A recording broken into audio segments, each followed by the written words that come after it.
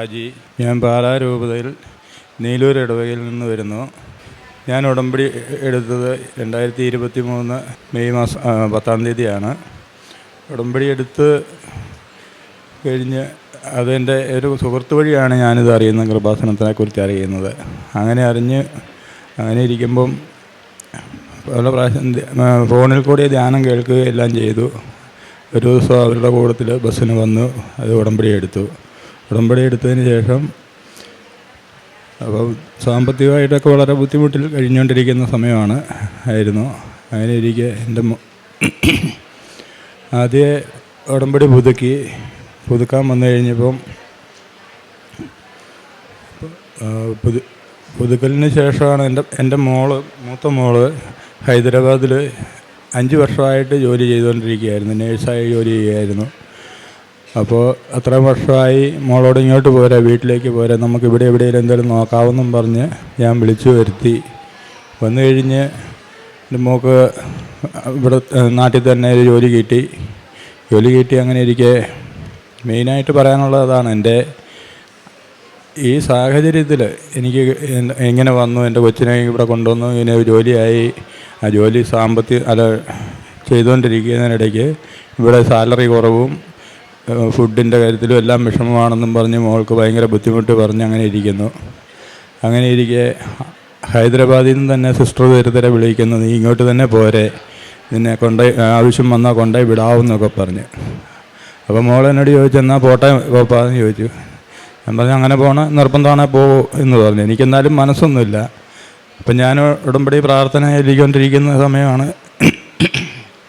രാവിലെ പ്രാർത്ഥന ചൊല്ലിക്കൊണ്ടിരിക്കുമ്പം അപ്പം മോള് പോകാൻ തീരുമാനിച്ചു. ഞാൻ അമ്മയോട് പറഞ്ഞു, എനിക്ക് മോളെ തിരിച്ച് അങ്ങോട്ട് വിടാൻ ഒട്ടും താല്പര്യമില്ല അമ്മേ, മോള് പോകണമെന്ന് പറയുന്നു. അങ്ങനെ അമ്മയുടെ തീരുമാനം അതാണെങ്കിൽ അങ്ങനെ തന്നെ ആയിക്കോട്ടെ, അല്ലെങ്കിൽ വേറെ എന്തെങ്കിലും ഒരു മാർഗം കാണിച്ചു തരണേ അമ്മയെന്ന് പറഞ്ഞ് പ്രാർത്ഥിച്ചു.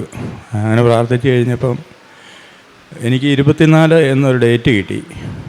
അപ്പം എല്ലാ ദിവസവും മോള് വിളിക്കുമ്പോൾ മോളോട് ഞാൻ പറഞ്ഞു, 25-ാം തീയതി കഴിഞ്ഞേ തീരുമാനം എടുക്കാവുള്ളൂ മോളെ എന്ന് പറഞ്ഞു. അങ്ങനെ പറഞ്ഞ് അത്രേ ഉള്ളൂ എന്ന് പറഞ്ഞു. കറക്റ്റ് 23-ാം തീയതി മോൾക്ക് ഓഫായിരുന്നു. ആ ദിവസം ഞാൻ കൂട്ടിക്കൊണ്ട് വരുമ്പം പോയ വഴിക്ക് ഒരു കടയിൽ കയറി സാധനം വാങ്ങിക്കാൻ കയറി കഴിഞ്ഞപ്പോൾ അവിടുത്തെ ചേച്ചി എന്നോട് ചോദിക്കുന്നു, മോള് കല്യാണം ആലോചിക്കുന്നുണ്ടോയെന്ന്. ഞാൻ പറഞ്ഞില്ല, കല്യാണം 1 കൊല്ലം കഴിഞ്ഞിട്ടേ ഉള്ളൂ എന്നാണ് മോള് പറഞ്ഞിരിക്കുന്നത്, അല്ലെങ്കിൽ ഇപ്പോൾ അതിനുള്ള സാഹചര്യമൊന്നും അല്ല എന്ന് പറഞ്ഞു. എന്നാലും ആ നമ്പരൊന്ന് തന്നേരെന്ന് പറഞ്ഞ് എന്നോട് നമ്പർ വാങ്ങിച്ചു. ഞാൻ വീട്ടിൽ ചെന്ന് ഉച്ചയായപ്പോഴത്തേക്ക് എന്നെ വിളിച്ചിട്ട് പറയുന്നു, ഒരു ചെറുക്കനുണ്ട്, കൊണ്ടുവരട്ടെ. അപ്പോൾ കൊണ്ടുവരാൻ പറഞ്ഞില്ല, ഞാൻ മോളോട് ചോദിക്കട്ടെ എന്ന് ചോദിച്ചു. അപ്പോൾ മോള് പറഞ്ഞാൽ കാണാം എന്ന് പറഞ്ഞു. ആദ്യം വേണ്ടെന്ന് പറഞ്ഞു, ഏതായാലും കാണാമെന്ന് പറഞ്ഞു. അപ്പോൾ കറക്റ്റ് 24-ാം തീയതി ആ ചെറുക്കൻ വന്ന് കാണുന്നു. എന്നോട് പറഞ്ഞ ആ ഡേറ്റാണ് ആ 24-ാം തീയതി വന്ന് കണ്ടു കഴിഞ്ഞപ്പോൾ അവർക്ക് ഇഷ്ടപ്പെട്ടു. ഒരു മോനേ ഉള്ളൂ, അപ്പനും അമ്മയും. അപ്പോൾ എല്ലാം ഇഷ്ടപ്പെട്ടു. പക്ഷേ സാഹചര്യങ്ങൾ നമ്മുടെ വളരെ മോശമാണ്. ഇത് നമുക്കൊട്ടും ഒരു കാര്യവും തീരുമാനിച്ച് ഇരിക്കുന്ന സമയമല്ല. എങ്ങനെയാണേലും അമ്മ അത് മുമ്പിൽ നിന്ന് നല്ല ഭംഗിയായിട്ട് ആ ജനുവരി 15-ാം തീയതി കല്യാണം നടത്തി. എല്ലാം സന്തോഷമായിട്ട് കല്യാണം നടന്നു, എല്ലാ കാര്യങ്ങളും നടന്നു. അപ്പോൾ അവിടെ കൊണ്ടുപോയി വിടാൻ ചെന്നപ്പോഴാണ് അറിയുന്നത്, അവിടുത്തെ മമ്മിയും ഉടമ്പടി എടുത്തിട്ടുള്ള ആളായിരുന്നു. ഇതുവരെ നമ്മൾ ഈശോയുടെ ഇഷ്ടമനുസരിച്ച് എല്ലാ കാര്യങ്ങളും സാധിച്ചു കൊടുത്തു, ഇനി അവരായിട്ട് അത് നോക്കി പോട്ടെ എന്നാണ് മമ്മി പറഞ്ഞു. അപ്പോൾ എൻ്റെയും മനസ്സ് നിറഞ്ഞു. അങ്ങനെ അങ്ങ് പോകുന്നു. അത് കഴിഞ്ഞ് രണ്ടാമത്തെ അമ്മയുടെ അനുഗ്രഹം എന്ന് പറഞ്ഞാൽ, ഞാൻ ഇളയ മോള് മെഡിക്കൽ കോഡിങ് എന്ന് പറയുന്നൊരു ഇതാണ് എടുത്തത്. അതും സാഹചര്യം ഉണ്ടായിട്ടൊന്നുമല്ല, എങ്കിൽ പോലും അത് അറിയാവുന്നതുമല്ല. അങ്ങനെ കിട്ടി.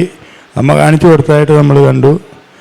അത് ഇഷ്ടപ്പെട്ടു, പോയി എടുത്തു. എക്സാമിന് ആദ്യത്തെ പ്രാവശ്യം എക്സാം എഴുതിയപ്പോൾ 68 മാർക്ക് കിട്ടി.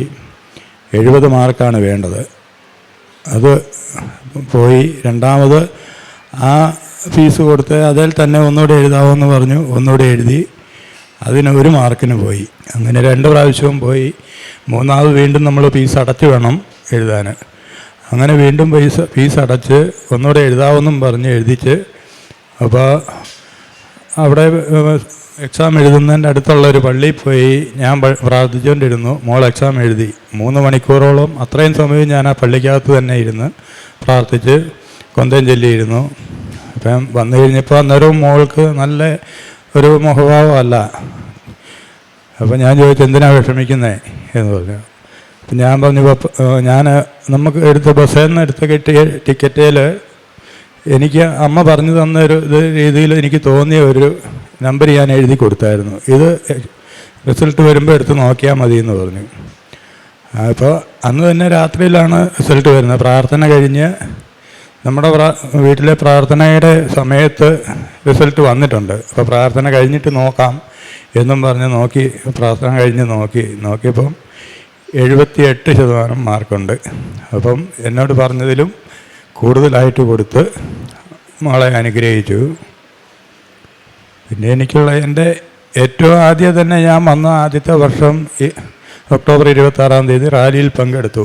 1/2 കിലോമീറ്റർ പോലും നടക്കില്ലാത്തതായിരുന്നു ഞാൻ. 1/2 കിലോമീറ്റർ പോലും നടക്കാൻ എന്നെ കൊണ്ട് പറ്റത്തില്ല, മുട്ടുവേദനയൊക്കെ ഉള്ളതായിരുന്നു.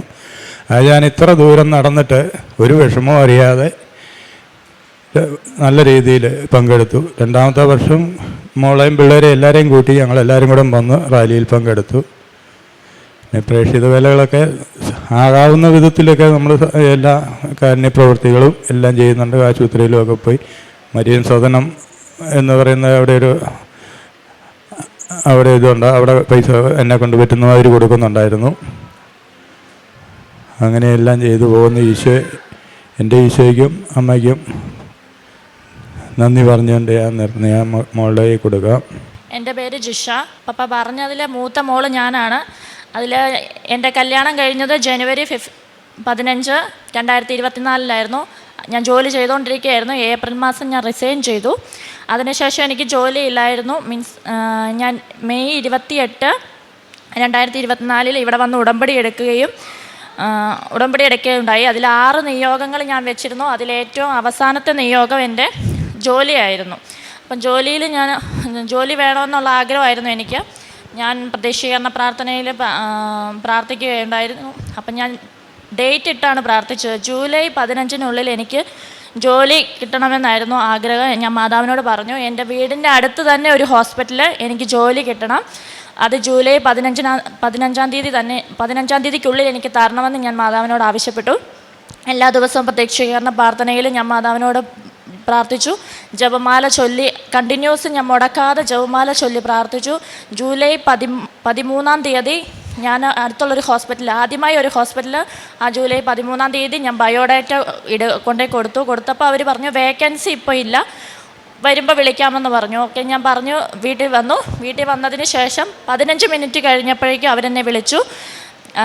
നാളെ ഇൻ്റർവ്യൂവിന് വരാൻ പറഞ്ഞു. പിറ്റേ ദിവസം ഞാൻ ഇൻ്റർവ്യൂവിന് വരാമെന്ന് പറഞ്ഞു. ഇൻ്റർവ്യൂ അറ്റൻഡ് ചെയ്തപ്പോഴും എനിക്ക് പ്രതീക്ഷയൊന്നുമില്ല കിട്ടുമെന്ന്. പിന്നീട് അവർ വിളിച്ചിട്ട് പറഞ്ഞു എന്നോട് മൺഡേ ജോയിൻ ചെയ്യാൻ പറഞ്ഞപ്പോൾ ഞാൻ വീട്ടുകാരുമായിട്ട് ആലോചിച്ചപ്പോൾ പറഞ്ഞു ഓക്കെ, സമ്മതിച്ചു. അടുത്തല്ലേ, വീടിൻ്റെ അടുത്താണല്ലോ, കുഴപ്പമില്ല, പൊയ്ക്കോളാൻ പറഞ്ഞു. ഞാൻ മൺഡേ ജോയിൻ ചെയ്യുന്ന ആ മൺഡേ ജോയിനിങ് ഡേറ്റ് ജൂലൈ 15 മാതാവ് എനിക്ക് ഞാൻ പറഞ്ഞ ഡേറ്റിൽ തന്നെ എനിക്ക് ജോലി തന്ന് അനുഗ്രഹിച്ചു. പിന്നെ എനിക്ക് പറയാനുള്ളത്, ഇത്രയും നാൾ ലേറ്റ് ആയതിന് ഞാൻ മാതാവിനോട് ഒരുപാട് ക്ഷമ യാചിക്കുകയാണ്. ഇപ്പോൾ 1 വർഷമാവാൻ പോവാണ് ഞാൻ ജോലിയിൽ കയറിയിട്ട്. കോടാനുകൂടി നന്ദി അർപ്പിക്കുന്നു ഞാൻ മാതാവിന്. ഞാൻ നേരത്തെ എങ്ങനെ പള്ളിയിലൊക്കെ പോകും എന്നുള്ളതല്ലാതെ അങ്ങനെ വലിയ ഇതൊന്നുമില്ല.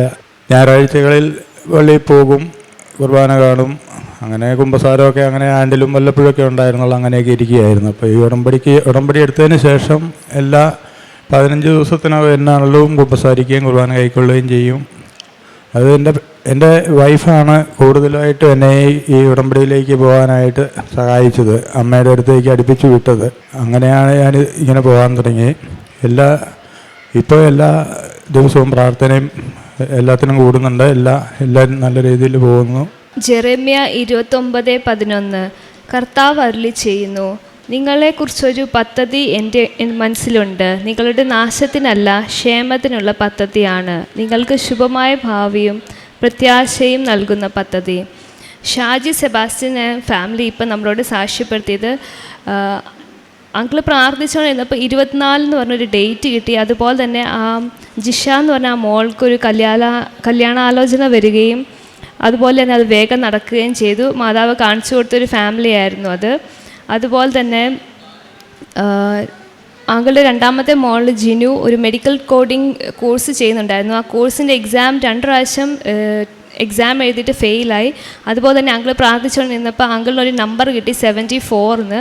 അങ്കിൾ ആ നമ്പർ ആ കൊച്ചിന് കൊടുത്തു. ആ 3rd അറ്റംപ്റ്റിൽ ആ എക്സാം എഴുതിയപ്പം 78 മാർക്കായിട്ട് പാസ്സായി. പരിശുദ്ധ അമ്മയ്ക്ക് നമുക്ക് ഈശോയ്ക്കും ഈ കുടുംബത്തെ അമ്മയുടെ അൾത്താരയിൽ പ്രത്യക്ഷീകരണത്തെ സാക്ഷ്യം ഉയർത്തിന് നമുക്ക് നന്ദി പറയാം. അത്യപൂർവ ദൈവാനുഭവങ്ങൾ ഇനി നിങ്ങൾക്കും സ്വന്തം. ഈ യൂട്യൂബ് ചാനൽ ഇതുവരെ സബ്സ്ക്രൈബ് ചെയ്തിട്ടില്ലെങ്കിൽ ഇപ്പോൾ തന്നെ സബ്സ്ക്രൈബ് ചെയ്യുക. ഈ വീഡിയോ ഇപ്പോൾ തന്നെ നിങ്ങളുടെ സുഹൃത്തുക്കൾക്ക് ഷെയർ ചെയ്തുകൊണ്ട് കർത്താവിൻ്റെ പ്രേക്ഷിതരാകുക.